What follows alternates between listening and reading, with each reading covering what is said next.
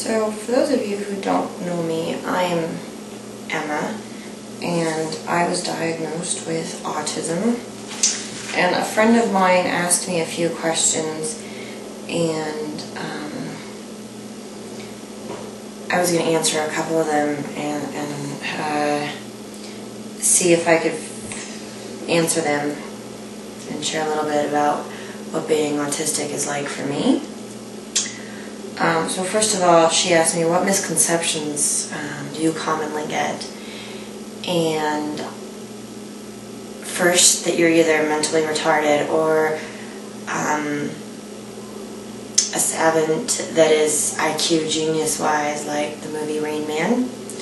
I'm neither of those. I'm kind of just regular old me. Second, that it's just a matter of training to make you normal.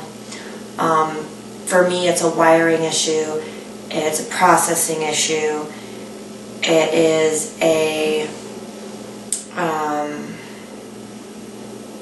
it's how my brain is actually wired. And no matter how many skills I learn, I always have to think about what it looks like around normal people and what it's supposed to look like in normal situations.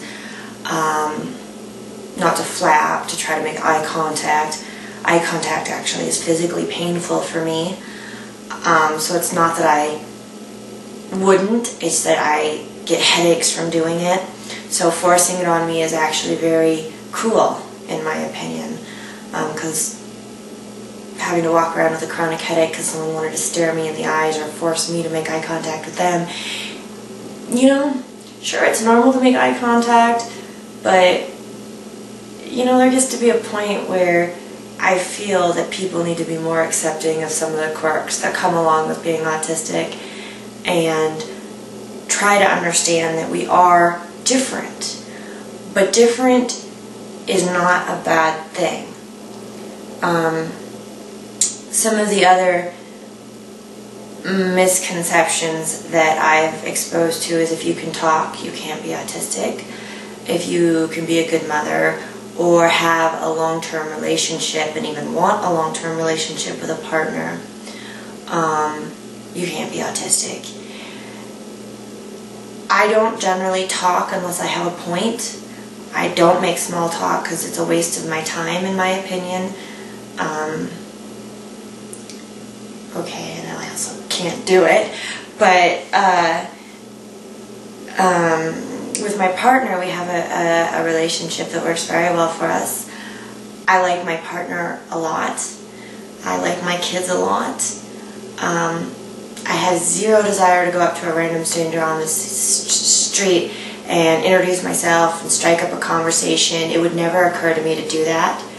If someone says hi to me, I'm not as likely to respond to them if I don't recognize them or know who they are. And a lot of times when people address me, I do think in my head, I think, oh, hi, how you doing? Okay, whatever. But this is where the processing issues for me come into play. I think it in my head, and then my brain and my mouth have a disconnect, and I don't actually say the words.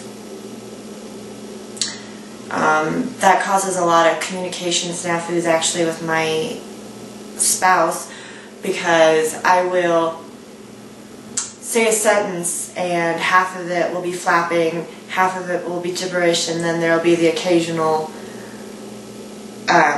word that comes out and I think I said a whole sentence and he's just staring at me like I have two heads. He's like, come again? What did you just say to me? So I do a lot of writing on the computer for back and forth conversation with him so that I make sure that, we're always on the same page. And I guess our relationship doesn't always look like everybody else's that way, but we do have a lot of communication. It's just not always verbal. We do gestures and sign language, and I write to him a lot. And, for me, it's not, having a relationship with someone else. I believe the quality is far more important than quantity. I have, you know, the misconceptions of like wanting social relationships and friendships. It's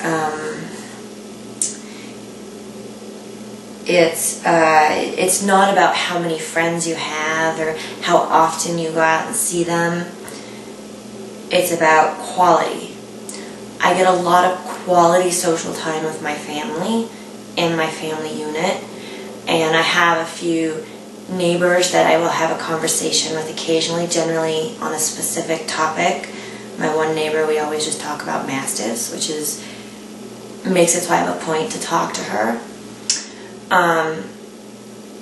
You know, there's so many misconceptions about autism, and I guess the biggest thing that I would like to say is, since my son is also autistic, is I do not think we are broken.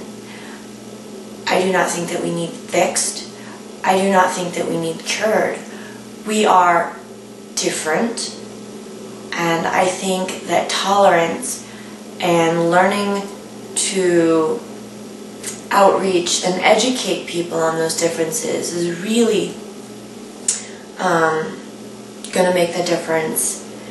And that's not to say that people who are nonverbal and extremely on the far end of the spectrum I can understand why their families would want a cure. I mean, I do. But there's a lot of us who aren't that, which is why autism is a spectrum. And for many of us, we are not broken. We do not need a cure. And we don't all look the same either.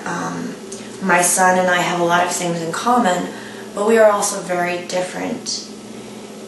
And I guess the one thing that I would want to say as a message to anybody who watches this videos on misconceptions and talking about different things related to autism, you know, if you meet one autistic person, you've only met one of millions. There's autistic people everywhere in this world. Most of us can fly under the radar, and unless you lived with us, you may not realize we were autistic. And we're not the same. Every single one of us is different.